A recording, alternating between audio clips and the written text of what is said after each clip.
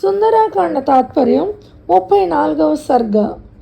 దుఃఖ పరంపరతో కుమిలిపోతున్న సీతాదేవి వచనాలు అంటే మాటలు విని వానర శ్రేష్ఠుడైన హనుమంతుడు ఆమెను ఓదారుస్తూ ఇలా పలికాడు.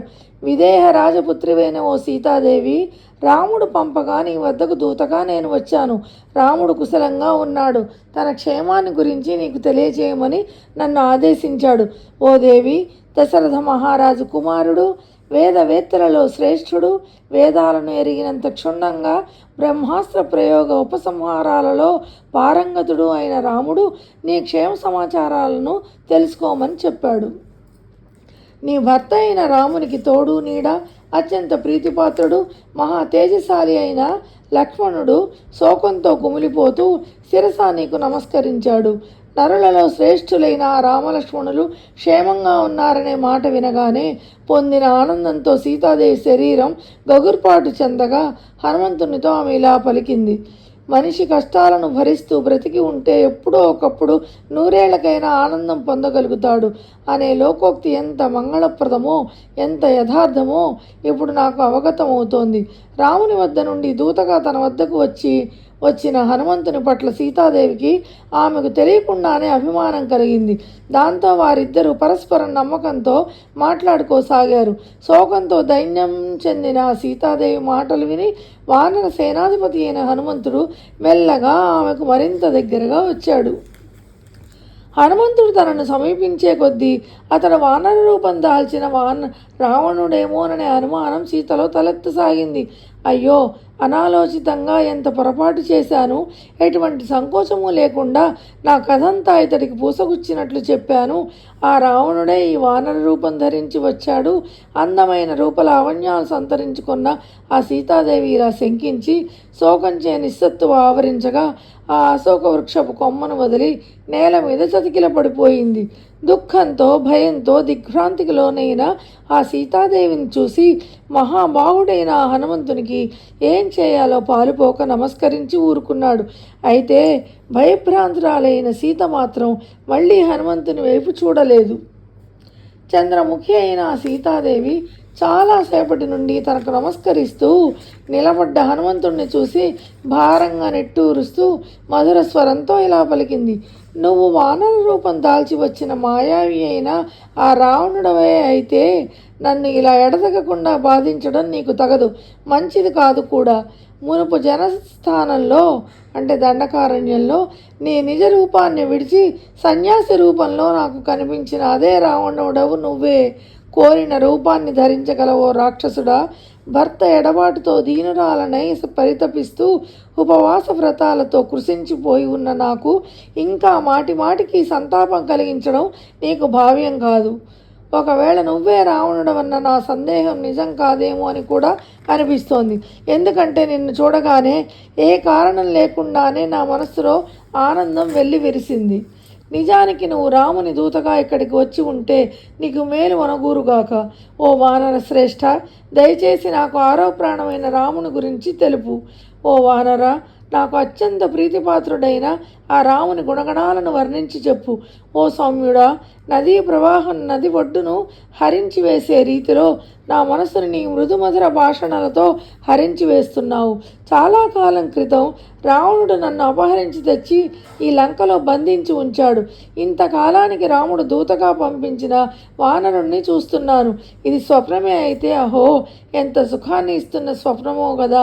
మహావీరుడైన రాముడు లక్ష్మణ సమేతుడై ప్రత్యక్షంగా కాకున్నా కనీసం కలలోనైనా కనిపించిన ఈ క్లేశాలన్నిటినీ భరించి అంటే కష్టాలని అన్నిటినీ భరించి జీవించగలిగేదాన్ని. కానీ నా విషయంలో కల కూడా కక్ష కట్టింది. ఇది కళ అని భావించలేకపోతున్నాను. కలలో వానర దర్శనం శుభాన్ని సూచించదు. కానీ ఇప్పుడు నాకు ఆనందం కలగడంతో అభ్యుదయం ప్రాప్తించినట్లే కదా. ఇదేమైనా మనస్సుకు కలిగిన భ్రాంత, లేక వాత ప్రకోప ఫలమా, లేక ఉన్మాదం వల్ల ఏర్పడ్డ వికారమా, లేక ఎండమాయం వలె లేనిది ఉన్నట్టుగా తోస్తున్నదా? అయినా ఇది ఉన్మాదము కాదు, ఉన్మాద లక్షణాలున్న చిత్త విభ్రాంతి కాదు. నేను పూర్తిగా స్మృతిలోనే ఉన్నాను. ఎందుకంటే స్పష్టంగా నేను నన్ను ఈ వానరుణ్ణి కూడా గుర్తించగలుగుతున్నాను. ఈ విధంగా సీతాదేవి పరిపరి విధాల మంచి చెడ్డలను యుక్తాయుక్తతలను గురించి బాగా తర్కించుకొని రాక్షసులు కామరూపులు కావడం వలన ఇతడు రావణుడేనని చివరికి నిర్ణయించుకుంది. సన్నని నడుము గలది జనక మహారాజు కుమార్తె అయిన సీతాదేవి ఈ విధంగా నిర్ణయించుకుని హనుమంతుడితో ఆ పైన మాట్లాడకుండా ఉండిపోయింది. వాయుపుత్రుడైన హనుమంతుడు ఆమె మనోభావాలను గ్రహించి ఆమె చెవులకు ఇంపైన మధుర వచనాలు పలికి ఆమెకు సంతోషం కలిగించాడు. రాముడు సూర్యుని వంటి తేజశాలి, చంద్రుని వలె లోకాలకు ఆహ్లాదం కలిగించే మనోహరుడు, కుబేరుడిలా సకల లోకాలకు రాజాధిరాజు. రాముడు విష్ణు వంటి కీర్తివంతుడు, పరాక్రమశాలి, దేవగురువైన బృహస్పతిలా సత్యమునే రాముడు పలుకుతాడు, మధుర భాషణ చేస్తాడు. రాముడు రమణీయ రూప సౌభాగ్యాలతో తేజరిల్లుతూ రూపుదాల్చిన మన్మధునిలా భావిస్తాడు. కోపగించుకోవాల్సిన తరుణంలో కోపం వహిస్తాడు, శిక్షార్హులను శిక్షిస్తాడు. లోకంలో సర్వశ్రేష్ఠుడైన మహారథుడు. యావత్తు లోకం మహాత్ముడైన రాముని బాహువుల నీడను ఆశ్రయించుకొని మనుగడ సాగిస్తున్నది. అటువంటి రామునికి మాయామృగాన్ని చూపి పర్ణశాలకు దూరంగా పోయేట్లు రావణుడు పన్నాగం పన్నాడు. ఆ పన్నాగం ఫలించి పర్ణశాల శూన్యం కాగానే నిన్ను అపహరించాడు. ఆ దుష్కృతానికి రావణునికి ఎటువంటి భయంకరమైన ఫలం లభిస్తుందో నీవే చూస్తావు. మహావీరుడైన రాముడు క్రుద్ధుడై అతి త్వరలోనే యుద్ధరంగంలో అగ్ని జ్వాలల వంటి ప్రజ్వరిల్లే బాణాలను రోషావేశంతో ప్రయోగించి ఆ రావణుని సంహరిస్తాడు. సాక్షాత్తు ఆ రాముడే నన్ను దూతగా నీ వద్దకు పంపించాడు. నీ వియోగంతో దుఃఖార్తుడై ఉన్న ఆ స్వామి నీ కుశలం అడిగి తెలుసుకోమన్నాడు. మహా తేజస్శాలి, మహాబాహువులు గలవాడు, సుమిత్రాదేవి ఆనందాన్ని ఇనుమడింపజేసే పుత్రుడు అయిన లక్ష్మణుడు నీకు నమస్కరించి నీ క్షేమం గూర్చి అడిగాడు. ఓ దేవి, సుగ్రీవుడనే వానరుడు రాముని మిత్రుడు. వానరులకు రాజైన అతడు కూడా నీ క్షేమం గురించి అడగమన్నాడు. రామలక్ష్మణ సుగ్రీవులు అందరూ అహర్నిశలు నిన్నే స్మరిస్తున్నారు. ఓ వైదేహి, నీవు రాక్షస మూకల అధీనంలో ఇన్ని అగచాట్లు పడుతూ కూడా జీవించి ఉండడం మా అదృష్టం. ఇక కొద్ది రోజుల్లోనే నీవు రాముణ్ణి, మహాబలుడైన లక్ష్మణుణ్ణి, కోట్లాది వానర వీరులను వెంట పెట్టుకుని వచ్చే మహా తేజస్శాలి అయిన సుగ్రీవుణ్ణి చూడగలవు. నేను ఆ సుగ్రీవుని మంత్రినైన వానరుడను. నా పేరు హనుమంతుడు. మహాసముద్రాన్ని లంఘించి లంకానగరంలో ప్రవేశించాను.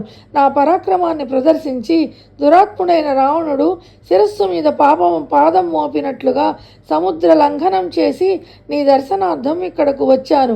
దేవి, నువ్వు భావిస్తున్నట్లు నేను వానర రూపం దాల్చి వచ్చిన రావణుడను కాను. నీ అనుమానాన్ని విడిచిపెట్టు, నా మాట నమ్ము అని హనుమంతుడు చెప్పాడట. శ్రీమద్ వాల్మీకి రామాయణమున సుందరకాండలోని 34వ సర్గ తాత్పర్యం సమాప్తం.